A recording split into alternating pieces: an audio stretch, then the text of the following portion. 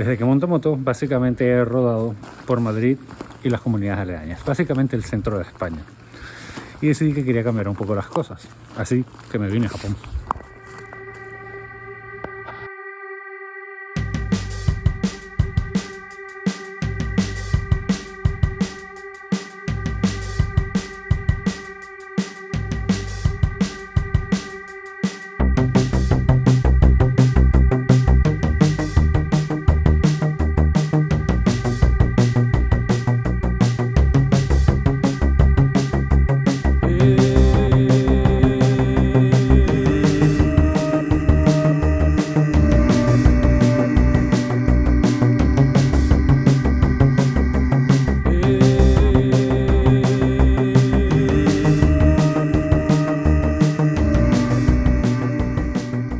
Japón es un país que siempre me ha llamado la atención desde niño. Creo que porque cuando yo era pequeño se habían puesto de moda los samuráis y especialmente los ninjas. Había todo tipo de películas y series y historias con ninjas.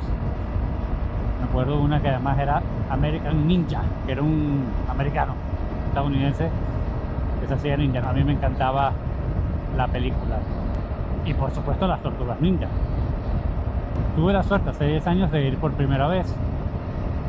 Fue un viaje espectacular, fui con unos amigos. Además, un país profundamente fotográfico, diría yo. Y estuvimos unas 3 semanas a finales de verano por allí. Entonces no tenía carnet de moto. Y tuve doble suerte porque este año pude volver a ir. Esta vez con mi pareja. Y como Japón es el país donde nacen muchas de las motos que me gustan, te diría que las que más me gustan, pues tenía que hacer lo necesario, que era alquilar una moto allá y explorar, al menos en parte, el país en moto. El primer paso empieza aquí en España, es sacarse el carnet internacional de conducción. Esto es un documento que está reconocido por prácticamente todos los países del mundo como un carnet de conducción válido localmente. En el caso de Japón, pues no es una excepción. Lo bueno es que no hay que hacer examen de ningún tipo, pero sí hay que hacer el trámite con la DGT, en el que es bastante sencillo, pide cita, una foto, una tasa, que no me parece recordar que fuera muy cara, y te lo dan en el acto. El segundo paso, también desde España, es contactar a alguna empresa de alquiler de motos en Japón. Después de buscar en varios foros, ver varias publicaciones donde hablaban de lugares de alquiler, decidí irme por uno que se llama Rental 819, que tienen varios centros de alquileres en distintas ciudades de Japón. Un poco lento el proceso de reserva porque es una mezcla entre hacerlo a través de la página web y un intercambio de correos con la limitación del idioma. En este caso les escribía en inglés y les ponía una copia traducida con Google Translate o el traductor de iPhone, un poco para acercar las posturas. No es nada especialmente complicado.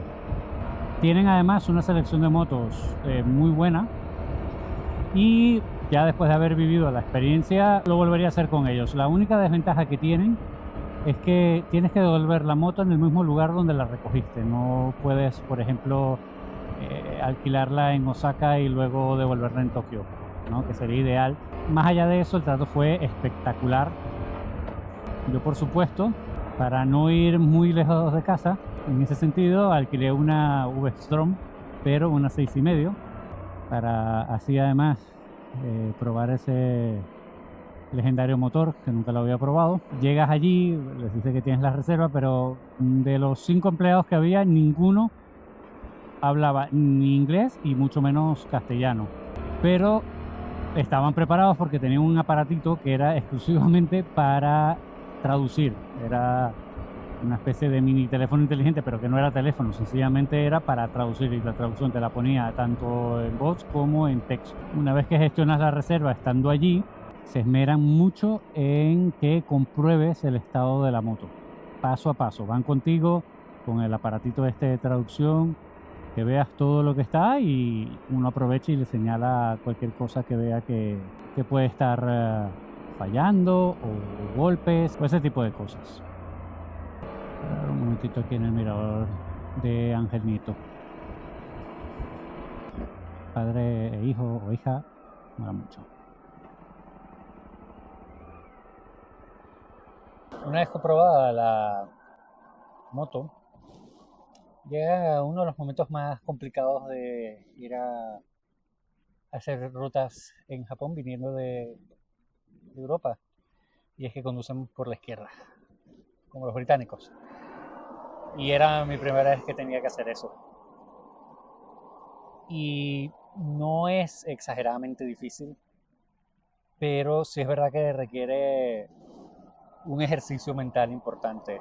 Los 2 días que estuve con la moto estuve constantemente diciéndome en la cabeza, pégate a la izquierda, pégate a la izquierda, pégate a la izquierda, pégate a la izquierda. Un poco yendo en contra de ese instinto que se nos genera de conducir por la derecha, ¿no? La buena noticia es que allá, a diferencia de aquí, no hay rotondas, o por lo menos no que yo me haya encontrado. En ese sentido tuvimos suerte, pero sí es verdad que requiere un ejercicio mental importante.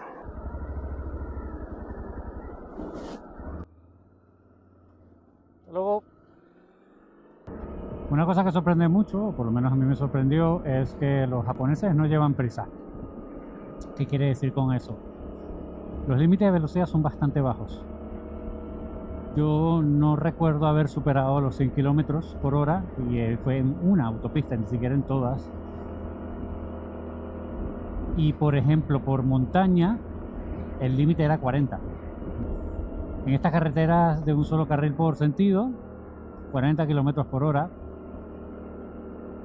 De hecho, en la V-Strom, que no es una moto excepcionalmente potente, pero que bueno, que es capaz de llegar a ciertas velocidades, en ningún momento tuve la oportunidad de meter la sexta marcha, porque es que si lo hacía, ya superaba los límites de velocidad. Y tomad en cuenta que los japoneses valoran mucho el orden y la predictibilidad, y una persona yendo a toda velocidad en cualquiera de las vías, pues va un poco en contra de ese punto de vista, esa filosofía.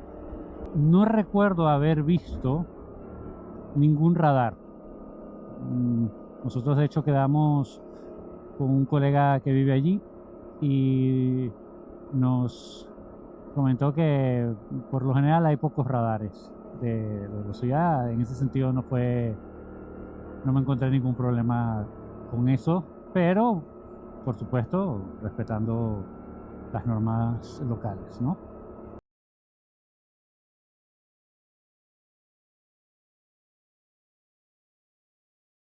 En España, uno de los privilegios que tenemos como moteros es que aparcar es considerablemente más fácil que aparcar en coche. En Japón no.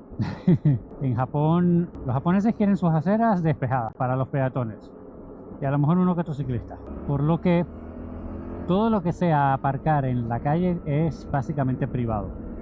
Hay muchos parkings de coches que son pequeñitos y son completamente automatizados, pero son para eso, para coches, no para motos. Y ese fue uno de los agobios del primer día. ¿Dónde vamos a dejar la moto? Porque yo había alquilado la moto por 2 días en el aeropuerto internacional de Osaka, en Kaisen, y me estaba quedando en la ciudad de Osaka, que es la tercera ciudad más grande de todo Japón. Por lo que la moto se tenía que quedar en la calle, pero en un lugar apropiado. Súmale que además estás en Japón y yo, salvo contar hasta 10 y saludar y decir las gracias, por cierto, muy importante en Japón, arigato gozaimasu, no sabía decir nada más, mucho menos buscar parking de moto. Y después de indagar por distintos métodos, nos rescató nuestro asistente estrella de los últimos meses, ChatGPT, y nos dijo cómo se buscaba en japonés parking de moto, específico de moto. Porque además no aparece en Google Maps ni en ninguna de las otras aplicaciones de navegación, no que nosotros lo encontráramos por lo menos. Así que finalmente encontramos un parking de motos en pleno centro de Osaka, una mediana de una avenida grande, perfectamente adaptado para las motos, sin ocupar demasiado espacio, y dejar la moto ahí. La otra preocupación era cuánto iba a salir, ¿no? Cuánto iba a costar, pero en eso sí debo decir que tuvimos suerte porque no fue caro. Me parece recordar que fueron como unos 6 euros toda la noche. absolutamente toda la noche. Y que por cierto, eso ata con el último punto, que no es propiamente de motos o de relativo a motos, pero que es relevante, y es que los japoneses hablan japonés, por lo que las señalizaciones están en japonés. Si es verdad que grandes destinos están escritos con las letras occidentales, la mayoría de las cosas obviamente están en los kanjis y el hiragana, ¿no? Que son los dos de los sistemas de escritura japoneses, y que sin duda es imprescindible tener la ayuda de un navegador. En ese caso yo me había llevado un soporte para poner mi iPhone, aunque es verdad que la moto de alquiler traía su propio soporte. Lo que pasa es que no quise usarlo porque no tenía el sistema antivibración este que tiene el mío, para no fastidiar la cámara del iPhone. Si vas a viajar a Japón y además decides adquirir una moto, cosa que te recomiendo muchísimo porque merece mucho la pena, al final es un país muy bonito y verlo en moto, por supuesto que es mejor aún. Y si la información que ves aquí te ayuda, déjamelo en los comentarios. Y además, si descubres algo que yo no descubrí en mi estadía allí en Japón, pues coméntamelo también para que los demás también puedan verlo. Y así cada vez somos más los moteros que pasean por Japón. Arigato gozaimasu. Esto, en caso de que no lo sepáis, es un onigiri. Es un snack japonés súper común allá, lo encuentras en todas partes y quiero un onigiri, quiero un onigiri. Y es una de las cosas que más me gusta comer en la vida. Pero no me lo puedo comer hasta que te suscribas y le des a like. Venga, que tengo hambre.